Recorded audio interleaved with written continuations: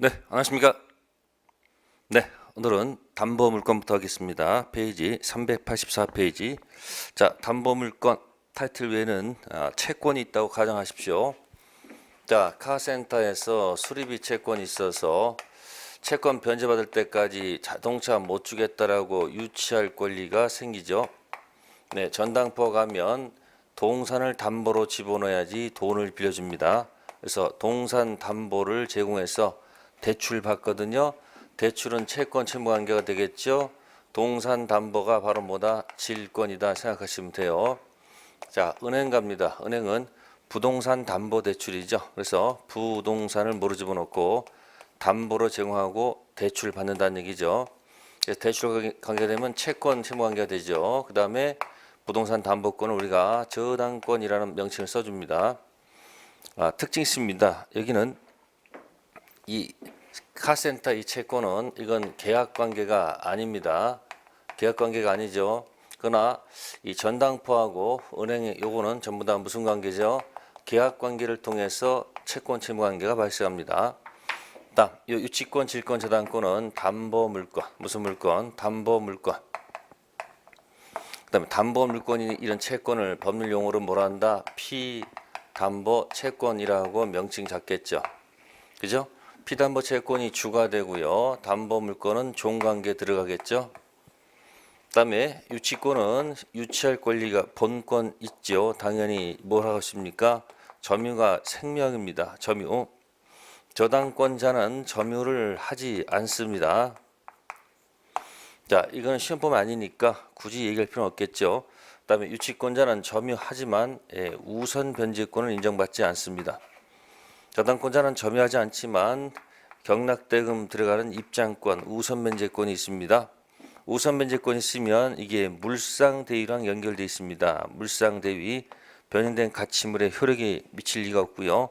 우선 변제권은 변형된 가치에 효력이 미칠 수 있기 때문에 물상대위가 들어갑니다. 그래서 특질을 보시라는 얘기예요. 전체 특질. 그래서 피담보 채권이 주고 담보 물권이 주종관계에 있으니까 이 성질이 나오겠죠. 그래서 주가 소멸하면 종도 소멸하겠죠. 그래서 385페이지 보시면은 부종성이라는 타이틀이 있습니다. 무슨 성? 부종성. 그러면 부종성은 어디도 있고요. 유치권도 있고 질권도 있고 저당권도 있는 거죠. 채권이 소멸하면 유치권 소멸, 채권이 소멸하면 저당권 가치 소멸, 이런 우리가 뭐라 한다? 부종성. 그래서 유치권에서는 좀 들어가면 부종성이 좀 엄격하게 적용됩니다. 근데 저당권 중에서 근저당이라는 것이 있습니다. 요거는 저당권 될 때까지 부종성이 좀 완화되어 있다. 그래서 약정담보물권 근저당은 부종성이 완화되어 있고 법정담보물권 유치권은 부종성이 뭐하다? 엄격하다. 이렇게 또 구별해 볼 수가 있다는 거죠. 385페이지 부종성 정도 체크해 보시고요. 다음 수반성 있습니다. 수반성은 주가 가면, 자, 주가 가면 종도 뭐예요? 수반한다는 얘기예요. 붙어간다는 얘기예요.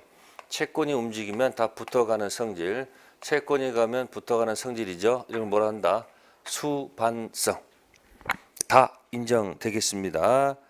자, 그 다음에 이제 물상대위성이라는 말이 있습니다. 물상대위성은 여기 우선 변제권이 있을 때만 인정되는 거기 때문에 유치권에서는 물상대위성이 없습니다. 질권은요, 시험범위는 아니지만 점유도 하고요.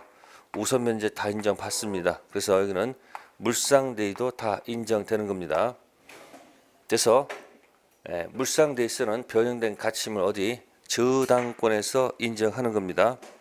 자, 그러면 물상대위성을 조금 더 보충드리면 저당권 붙은 토지가 있었다. 저당권 토지가 있었는데 이 토지가 매각됐다. 그래서 매각된 토지가 있을 수도 있고요. 또 하나는 토지가 수용토지가 있을 수도 있다는 겁니다. 무슨 토지요? 수용토지. 자, 그러면 매각토지는 이거는 원시간이고 승계 취득입니다. 따라서 저당권 효력은 당연히 매각토지 효력이 미칠 것이고, 그다음에 수용토지는 이건 원시취득입니다. 무슨 취득이요? 원시취득. 따라서 저당권은 수용토지 효력이 미칠 리가 없습니다. 미치지 않는다는 얘기는 수용토지는 경매할 수 없다는 얘기예요. 따라서 경락대금이 존재하지 않습니다. 존재하지 않습니다. 대신 보상금 청구권이 있지 않을까요? 보상금 달라는 청구권이 있을 거예요. 그래서 경락대금 대신에 어디로 가가지고 이 저당권 효력이 어디로 우선 면제권을 어디로 보상금으로 뚫고 들어갈 수 있다는 얘기예요. 자, 그래서 이걸 압류를 하게 되면 물상대위가 인정됩니다. 단 이 압류는 저당권자가 꼭 반드시 할 필요는 없고 제3자가 해도 좋다라는 것이 판례 태도고요. 저당권 효력이 미치는 매각 토지는 자 경락대금이 여전히 존재할 수 있겠죠. 경매할 수 있는 거니까. 따라서 어디 가서 경락대금 가서 받아가면 되는 거지. 매도인이 매수인한테 요구하는 뭐예요? 대금 청구권과는 아무런 관련이 없기 때문에 이쪽하고는 아무 관계가 없습니다. 아시겠습니까? 관계가 없습니다. 그래서 대금 청구권에는 물상대위라는 말을 적어서는 안 된다. 그래서 물상대위도 하나 정도는 기억해 두시면 좋겠습니다. 시험에 나올 가치가 있습니다. 그래서 변형된 가치물에 효력이 미치는 것을 뭐라 한다? 물상대위. 페이지 386페이지 있습니다. 자, 그래서 요거 두 가지 기억하세요. 매각토지와 수용토지 한번 기억해 보시고요. 그래서 유치권에서는 우선 변제가 인정되지 않기 때문에 물상대위가 인정되지 않을 것이고 저당권에서는 우선 변제권이 있기 때문에 변형된 가치물로 가도 좋죠. 그래서 물상대위성이 인정된다는 것 기억하시고요. 자, 그다음 맨 밑에 불가분성이 있습니다. 불가분성은 채권 잔액이 남아 있는 한 전부의 효력이 미칩니다. 자, 수리비 채권 잔액이 남아 있는 한 목적물 전부를 유치할 수 있다. 자, 그다음에 은행에서 돈 1억 빌린 채권이 있는데 9천만 원 갚았다. 잔액이 남죠. 잔액이 남아 있는 한 목적물에 저당권 효력이 다 미칩니다. 그걸 뭐라 한다? 불가분성. 잔액이 남아 있는 한 목적물 전부의 효력이 미치는 게 뭐다? 불가분성. 네, 이렇게 담보물권의 특징 몇 가지 살펴보았고요. 자, 이제 바로 유치권 들어가겠습니다. 페이지 388페이지 유치권 얘기입니다. 유치권. 자, 조문 분석합시다. 320조에 보시면 자, 처음에 타인의 물건 단어입니다. 자, 타인의 물건. 타인의 물건을 뭐한다? 자, 점유를 하고 있습니다. 점유. 그러다가 점유하다가 이 물건 관련된 뭐가 발생한다. 물건 관련된 뭐가 채권이 발생했다 그 얘기예요. 자, 채권이 발생했고요. 그 다음에 채권이 뭐 했습니까? 이 채권이 뭐 했습니까? 변제액이 있어야 돼요. 채권이 변제액이 있어야 됩니다. 채권 변제액이 있고 변제 받을 때까지 자, 유치할 권리가 있다 이렇게 됐습니다. 유치할 권리가 있다 이렇게 됐어요. 그럼 보세요. 타인의 물건. 그러면 타인의 반대말은 자기죠. 자기 물건 가지고는 유치권 행사한다는 것은 논리가 안 맞겠다. 그죠? 자기 물건. 자, 이런 판례가 있습니다. 갑이 도급 일을 시킵니다. 을이 공사합니다. 수급인이. 그래서 수급인 재료와 노력으로 건물을 완성시켰어요. 뭐 했다고요? 그러면 토지는 누구 거지만 갑 거지만 건물을 이 특징에서 자기 재료와 노력으로 건물을 신축했단 말이에요. 이 사람이 건물을 지어달라고 부탁은 했지만 재료와 노력으로 건물을 완성시키면 이 완성시킨 자가 소유자라고 돼 있어요. 그러니까 이 건물 소유자가 누구다? 을이에요.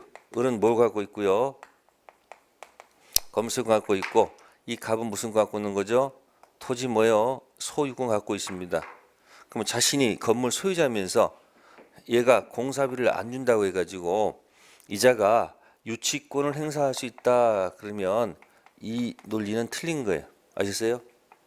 이때는 무슨 자로서 그냥 소유자로서 점유하면 되는 거지 유치권 가지고 못 주겠다 할 필요 없다는 얘기예요. 아셨습니까? 다만 이게 시험 조심. 수급인 재료와 노력으로 이런 말을 했을 때는 뭐다? 유치권이 안 돼. 근데 만약에 서로 특약을 맺습니다. 뭘 맺는다? 특약을 맺어요. 뭐 하게 되면 완성하게 되면 건물 소유권을 누구한테 준다? 네? 건물 소유권 누구한테 이전한다? 누구한테 한다? 갑한테 뭐 한다? 이전하기로 이렇게 약속을 했을 때, 약속했을 때 그때는 건물 소유자가 누구고요? 갑이야. 그러면 갑이 무슨 거 갖고 있고? 을이 공사대금 뭐 가지고? 채권 가지고 뭐 한다? 유치권 행사 좋다는 얘기예요. 그런 차이가 있을 거예요. 그래서 특약을 가지고 소유권을 도급인에게 주기로 약속했다면 이때는 수급인은 유치권 행사할 수 있지만 수급인 재료와 노력할 때는 유치권 인정이 안 된다는 게 판례 태도입니다. 두 가지가 비교될 수 있습니다. 그래서 타인 물건 가지고 유치권이지 자기 물건 가지고는 유치권 인정 안 됩니다. 그 다음 이 점유를 하고 있습니다. 뭐라고 했다고 여기? 점유가 생명입니다. 그러니까 유치권은 본권 아닌 뭘 하고 있다가 점유를 하고 있다가 뭐가 발생해서 채권이 발생했단 말이야. 그럼 이 채권은 계약 관계가 아니에요. 돈을 빌려주는 대출 관계가 아니고 계약 관계에서 발생한 채권이 아니에요. 아시겠습니까? 이거 줄 때까지 나 못 주겠다라고 유치할 권리가 생기죠. 그러면 유치할 권리라는 것은 유치권이 본권이죠. 그럼 본권 아닌 뭐 하고 있다가 점유하고 있다가 뭐 때문에 계약 관계가 아닌 뭐 때문에 채권이 있어서 그러면 줄 때까지 나 뭐 하겠다 이거 뭐 하겠다 유치할 권리가 있다 했잖아요. 그럼 유치권은 본권인 유치권이죠. 그죠? 무슨 권? 그러니까 이 본권 유치권이 이 점 밑에 깔려 들어가서 들어오기 시작하는 거예요. 그럼 생명이 뭐였죠? 생명이 본권 아닌 점유가 돌 때 모두 도는 거예요. 네? 본권 아닌 뭐가 돌 때 이 점유 밑에 뭐가 있는 거예요? 유치권이 같이 있는 거라 같이 있다는 얘기예요. 그러니까 이미 뭐 하고 있다가 점유를 이렇게 하고 있다가 이제 채권 때문에 뭐 하는 거예요? 같이 맞물려서 유치권이 이렇게 돌아간다는 얘기 이렇게. 그러다가 점유가 뭐가 되면 점유가 상실되면 모두 유치권도 상실되는 거예요. 아셨습니까?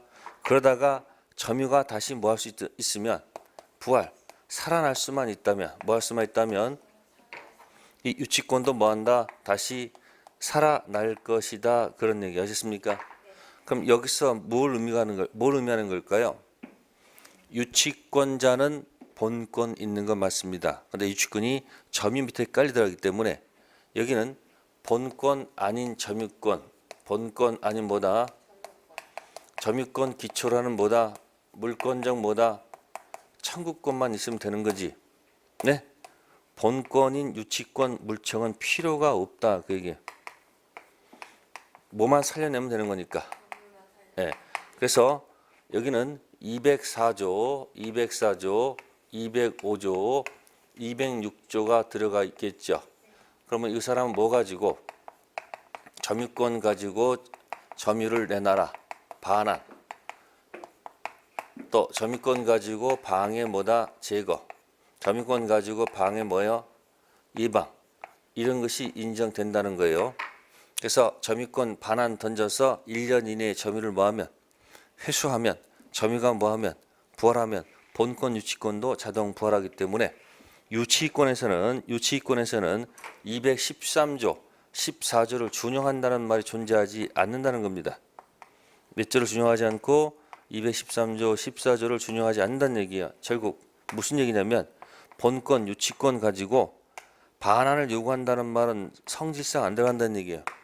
또 본권 유치권 가지고 뭐다 방해 제거라든지 이런 게 인정할 이유가 없다는 얘기예요. 아시세요? 그러면 물청 이야기도 기억해 내셔야 됩니다. 그래서 유치권의 생명 바로 뭐다? 점유라는 거예요. 점유. 그래서 거기 페이지 보시면은 388페이지에 2번 성질에 보시면 가로 1번에 점유 물권성이라는 말이 나와 있는 거예요. 점유 물권성. 그래서 여기 3번 유치권자가 점유를 침탈당한 경우에는 점유보호 청구권만 인정되며 성질상 유치권에 기인한 물청은 인정되지 않는다. 점유가 침탈당하면 점유보호 청구권 중 점유권에 기인한 반환 청구권 행사에서 점유를 회복하면 동시에 본권 유치권도 회복하기 때문이다. 즉 점유권 반환 있고 점유권 방해 제거 방해 예방은 있다. 그러나 유치권 반환 유치권 방해 제거 방해 예방은 없다라는 얘기예요. 389페이지 담보물권 유치권이 있습니다. 1. 법정 담보물권 얘기했어요. 이 채권은 대출 관계가 아닙니다. 그래서 약정이 아니고 뭐다? 법정. 부정성 가장 엄격하게 적용될 것이고요. 수반성 있고 불가분성 있습니다. 다만 아까 했었습니다만은 우선 변제권이 없어서 물상대의성 없겠죠. 자, 389페이지 맨 밑에 유치권의 목적물. 자, 동산도 되고요. 부동산도 되지요. 여기 가능합니다. 여기 타인의 물건 했으니까 물건은 모두 있고요. 동산도 있고 부동산도 있으니까 당연히 무슨 유치권도 있다. 동산 유치할 권리, 부동산 유치할 권리가 있겠죠. 단 등기사항은 아니에요. 점유가 있으면 들어가고 없으면 없는데 그런 부동산 유치권 등기사항에서 논리가 안 맞겠지요. 자, 다음 페이지 390페이지 2번 타인의 소유 나오죠. 390페이지 2번의 디귿 나와 있네요. 수급인 재료와 노력 딱 들어가는 순간 이건 소유자가 수급인 겁니다. 아시겠습니까? 따라서 수급인이 공사대금 채권 가지고 유치권이란 말은 논리가 안 맞습니다. 이 사람 무슨 자로서? 소유자로서 점유하면 되지 않을까요? 됐죠? 다음 2번 목적물에 점유가 있습니다. 점유가 키워드입니다. 따라서 밑에 보시면은 니은 유치권의 점유는 무슨 점유도 포함된다? 네. 다만 조심할 것은 유치권자가 무슨 점유하다가 직접 점유하다가 자 채무자를 갖다가 그죠? 채무자한테 뭐요? 점유시키는 이런 간접 점유는 허용하지 않습니다. 아셨습니까?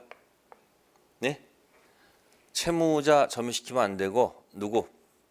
제3자. 제3자한테 점유시키는 간접 점유만 인정됩니다. 유치권자가 직접 점유하다가 채무자한테 점유를 이전시켜주는 간접 점유는 허용하지 않고요. 누구? 채무자가 아닌 누구? 제3자한테 점유시키는 간접 점유만 유치권 인정됩니다. 이 말은 무슨 얘기냐? 채무자한테는 절대 네버 뭘 주면 안 된다? 점유를 주면 안 된다는 겁니다. 아셨습니까? 따라서 소유권만 있는 거지 절대 점유가 없습니다. 오로지 점유는 누가 갖고 있는 거다? 유치권자가 갖고 있는 겁니다. 아셨습니까? 그 니은도 가끔 나올 거예요. 네.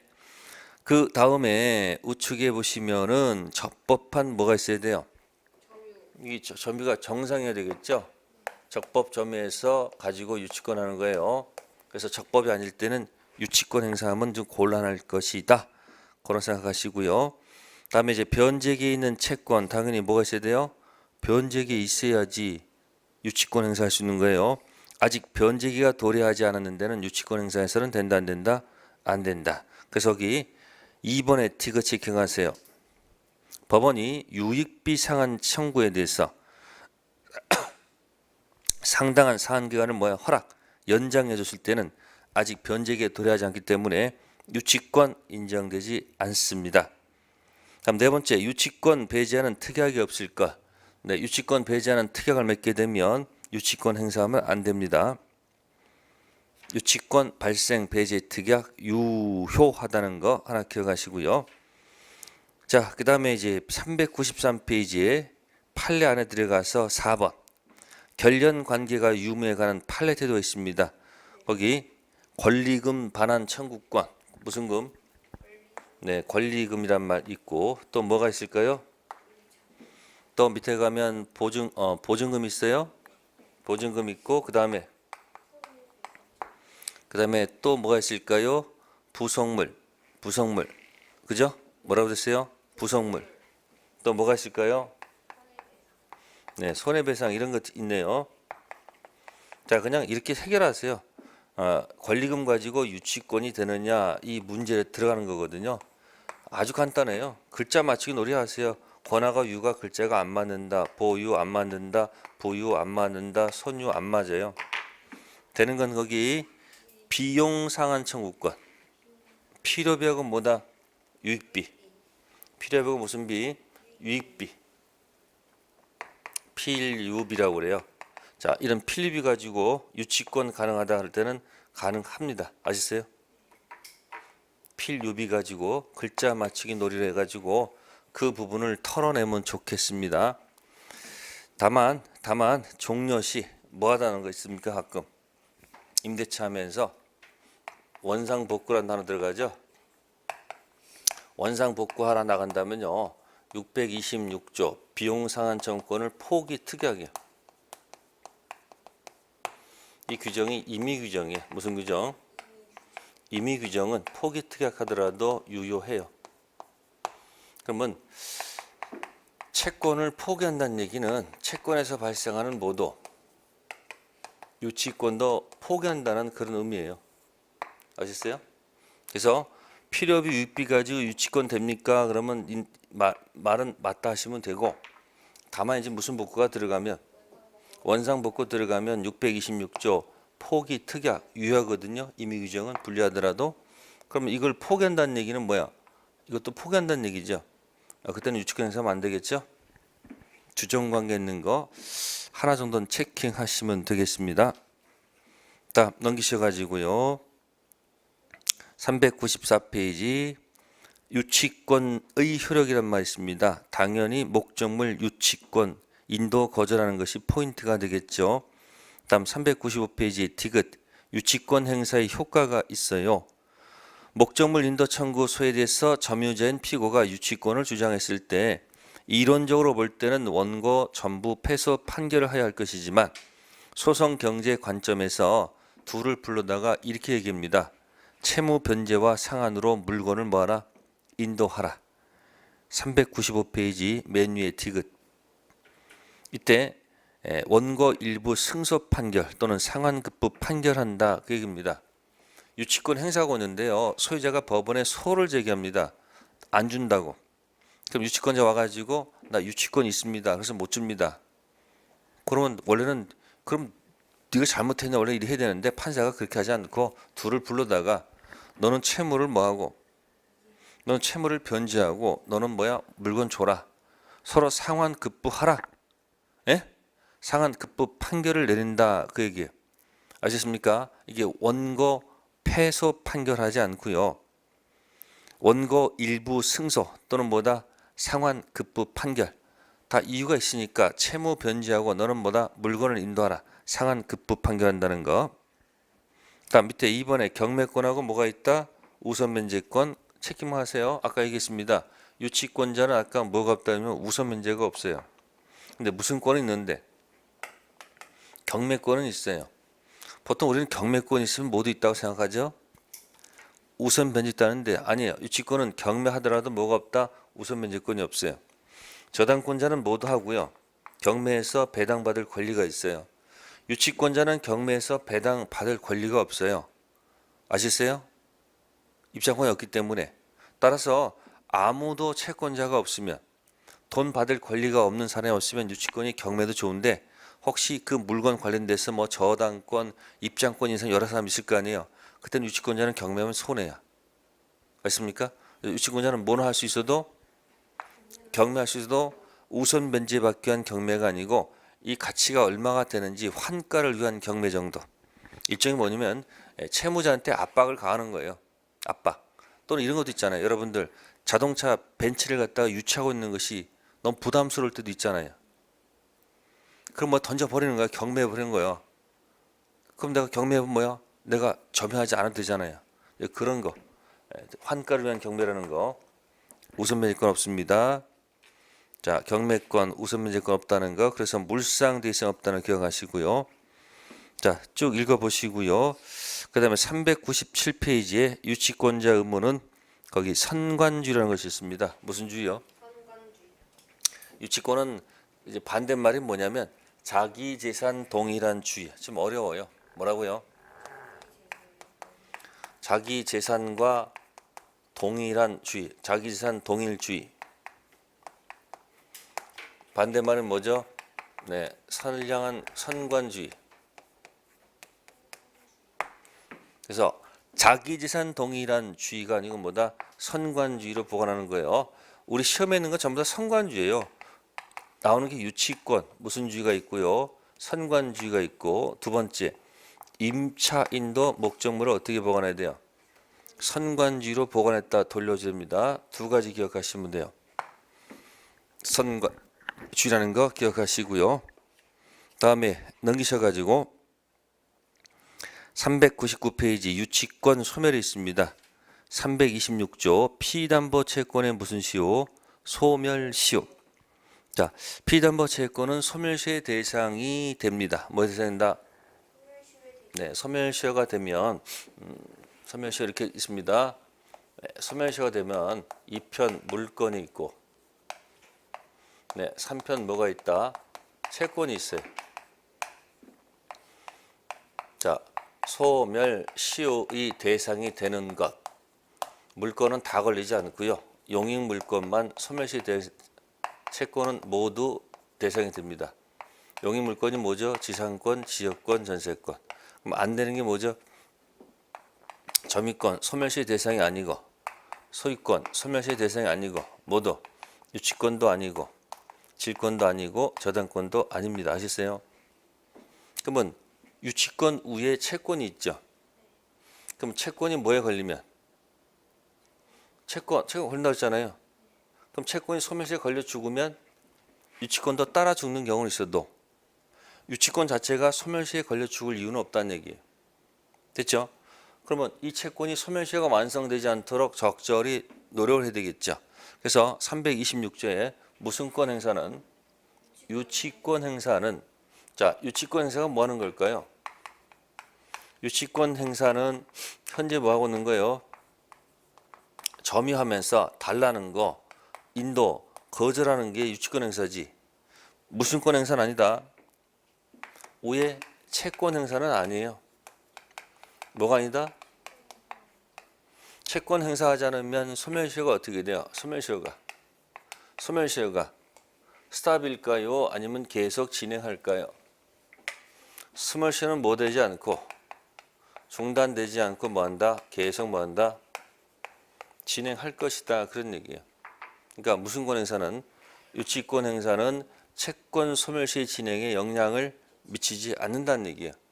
유치권 행사는 채권 행사가 아니기 때문에 채권의 소멸시효가 뭐 되지 않고 중단되지 않고 계속 진행한다. 그런 얘기입니다. 그럼 이걸 막으려면 어떻게 돼요? 별도로 중단 사유를 일으켜야 돼요. 청구압류, 가압류 가처분 별도 그런 것이 있어야지 중단되지. 현재 유치권만 가지고는 채권 행사가 아니라는 거.